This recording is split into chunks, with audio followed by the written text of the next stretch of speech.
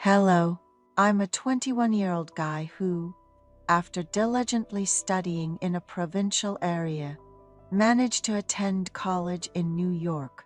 It was last year. I didn't want to apply for a dormitory, so I begged my parents to let me live off campus. From what I heard from friends, dormitories often have curfews depending on the school.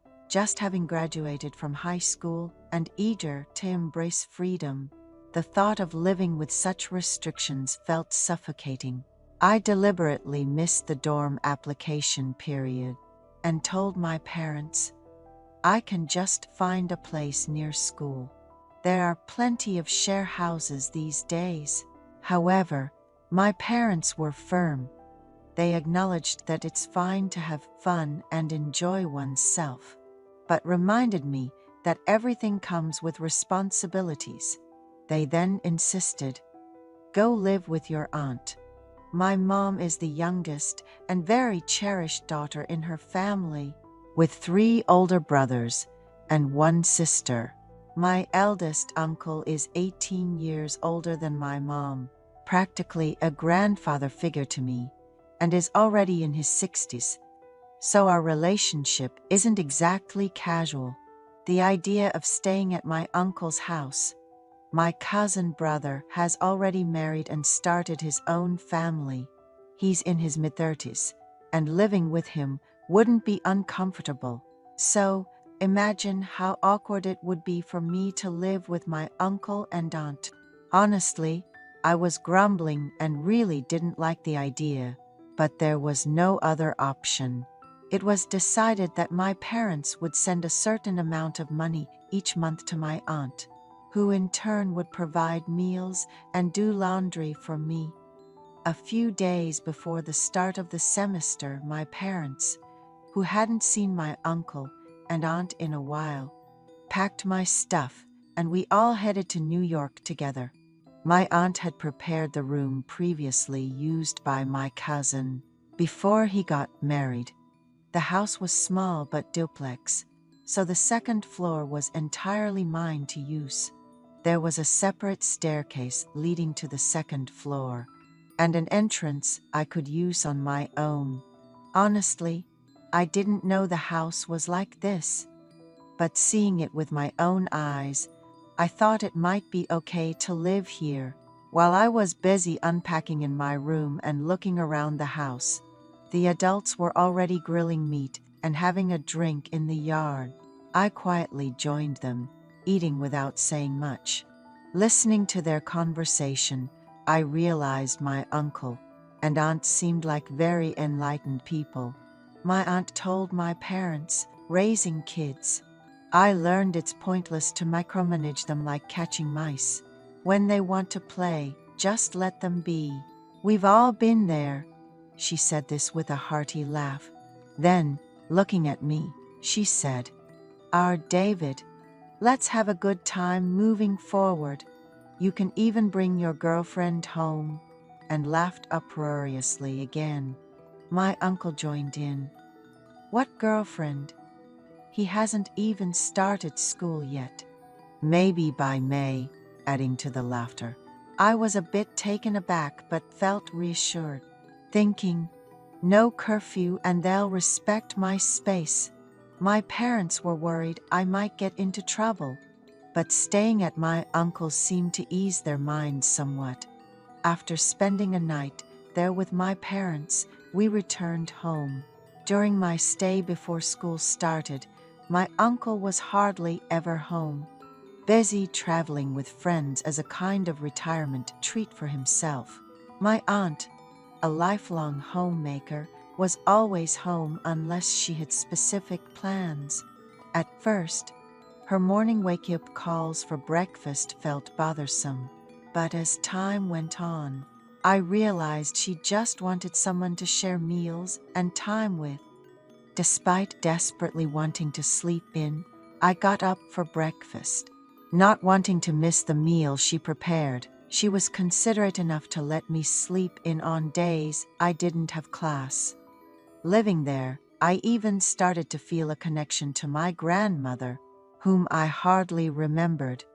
My aunt, though younger than my uncle, was still over 30 years my senior. On days I had no plans, I made sure to eat at home with my aunt. She took great care of me, packing lunches on days I worked part-time.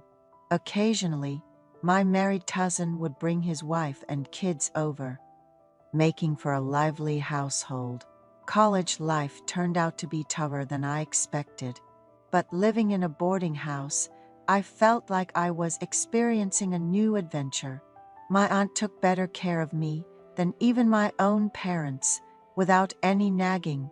She would even fold my laundry and put it away in my room. Sometimes, when my uncle came home drunk, he'd give me some spending money, making me think that not moving out was the best decision. One day, I was watching a movie in my room, snacking and drinking a beer by myself. Unaware I was there, my aunt came in to put away laundry. Seeing me drinking alone in the dark, she said, "Why drink alone like that? Come downstairs. I'll make you some snacks." I thought about making excuses for my solitary vibe, but was getting hungry, so I followed her down. She skillfully whipped up some of my favorite dishes, her cooking skills making me salivate. I opened another beer and was enjoying the food when she brought out a bottle of soju, sitting down in front of me. "This is the first time I'm drinking with our David. You're all grown up now," she said.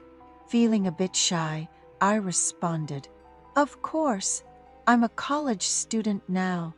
We toasted and shared stories over drinks.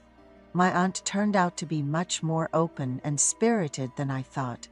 We bonded over complaining about my uncle and talking about college life, enjoying our drinks. She laughed throughout, but then sighed deeply and took a big swig of her drink. When I asked if she had any worries, she replied, "It's your uncle. What else?" Thinking it was about his daily outings. I awkwardly tried to comfort her, saying, "He's just retired. He'll find something to do soon." Hearing that, my aunt complained, "That doesn't really matter. But isn't turning your back to sleep a bit too much?" I was startled by her words, and she seemed to catch herself, saying, "Oh my, what am I saying? Pretend you didn't hear that. I'm being foolish." She apologized to me repeatedly, and I reassured her, "It's okay. You must have been really frustrated." There was an awkward silence, and as we shifted our positions, the atmosphere between us started to feel even stranger. My aunt, looking flustered, quickly began to clear the table. I helped her in silence, my heart racing, perhaps due to the alcohol. A few days later, my uncle went on a fishing trip with friends, leaving the house empty for 3 days. I had been feeling uneasy, not having received any clear response from my aunt when she entered my room. As I was about to turn off the light to sleep, we spent time together in the darkness. Even after that, whenever my uncle was away or came home late, my aunt would come to my room. I had a girlfriend, but I couldn't bring myself to refuse my aunt's visits. A year has passed, and this relationship continues. At some point, my aunt began to speak formally to me, even when my uncle was around. I was nervous until my uncle asked, "Why are you speaking formally to David?" My heart nearly stopped. My aunt casually replied, "These days, everyone talks formally to each other." I saw it on TV, especially when we were together. My aunt always spoke to me formally. I didn't mind the strange sense of conquest, and eventually, I stopped caring whether she spoke formally to me or not.